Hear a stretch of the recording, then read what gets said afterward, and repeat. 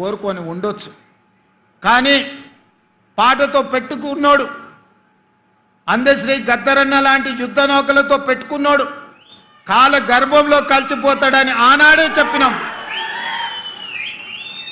ఆత్మ గౌరవం కలిగిన అందశ్రీ ఏనాడు ఆ గడప దొక్కే ప్రయత్నం చెయ్యలే. ఏదో ఒక రకంగా రప్పించుకోవాలని అందశ్రీ గారి దగ్గరికి దూతలను పంపిస్తే కూడా వాని బతుకు జడా, వాని మొహం చూడనని చెప్పిన గొప్ప,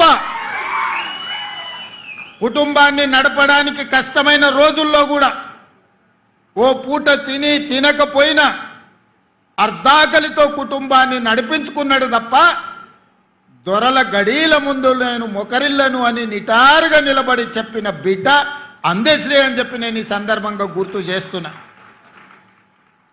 నేను వాడింది 4 కోట్ల తెలంగాణ ప్రజల కోసంగా తప్ప ఈ గడీలలో ప్రజల్ని నిర్బంధించాలనుకునే వాళ్ళ కోసం నేను పాట రాయను, పాట పాడను.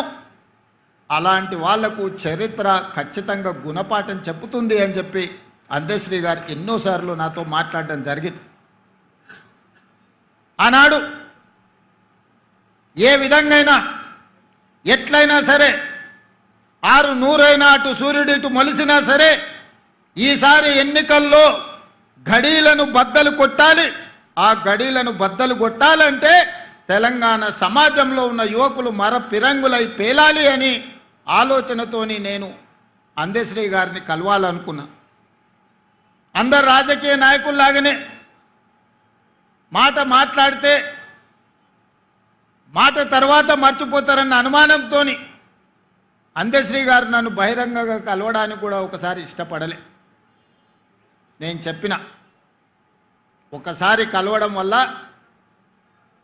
మీ అనుమానాలైనా తొలగిపోవచ్చు, నా అవగాహన అయినా పెరగవచ్చు, కలవడం ద్వారా తెలంగాణ సమాజానికి మేలే జరుగుతుంది తప్ప ఎవరికి అన్యాయం జరగదని నమ్మకం, విశ్వాసం, భరోసా అందశ్రీ గారికి కల్పిస్తే ఒక మిత్రుడి ఇంటిలో అందశ్రీ గారు కలిసిండ్రు. 10 నిమిషాలు ఉంటా, అంతకు మించి నేను ఉండను అని ఆనాడు అందశ్రీ గారు అన్నారు. 5 నిమిషాలకు అయినా మనం కలుద్దాం, ఈనాడు మనందరం ఏకలు కావాల్సిన అవసరం ఉన్నది.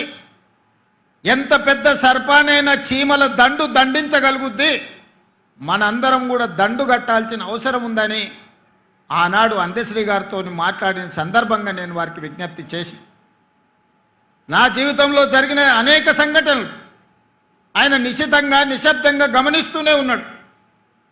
ఆ రోజు వారు నాతో అన్నాడు, తర్వాత నా కుటుంబాన్ని కలవనికి వచ్చినప్పుడు నా కుటుంబ సభ్యులతో తన ఆవేదనను వెలిబుచ్చిండు.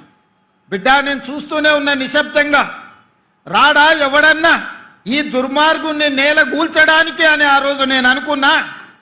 ఈ రోజు నా రేవంతుడు నాకు ఆ నమ్మకం కలిగించిన, అందుకే నీ ఇంటి గడప తొక్కినా అని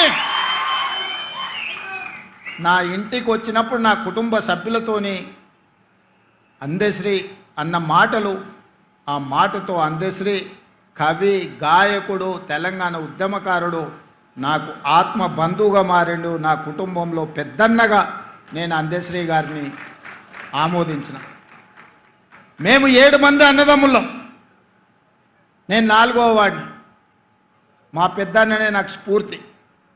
ఈరోజు ఈ స్థాయికి రావాలని, ఒక స్థాయిలో ఉండాలని ఎన్నో కలలు మా అన్న నాడు అన్నాడు. నేను ఎదుగుతున్న క్రమంలో మా అన్నను కోల్పోయినాం. ఆ తర్వాత నాకు కనిపించిన పెద్దన్న అందశ్రీ అని చెప్పి నేను ఈ సందర్భంగా చెప్పదలుచుకున్నా. అలాంటి అందశ్రీని, తెలంగాణ ప్రజలకు స్ఫూర్తినిచ్చిన అందశ్రీని ఆనాటి ప్రభుత్వం ఎంత నిర్లక్ష్యం చేసిందో మనం చూసినాం. గద్దరన్న గురించి నేను చెప్పాల్సిన అవసరమే లేదు. గద్దరన్న వెళ్తే ప్రజాభవన్ ఈనాడు, ఆనాడు దొరల గడీల గేటు ముందల ఎర్రటెండలో గంటల కొద్ది కూర్చోబెట్టినప్పుడు తెలంగాణ ప్రజల యొక్క గుండె తరుక్కుపోయింది.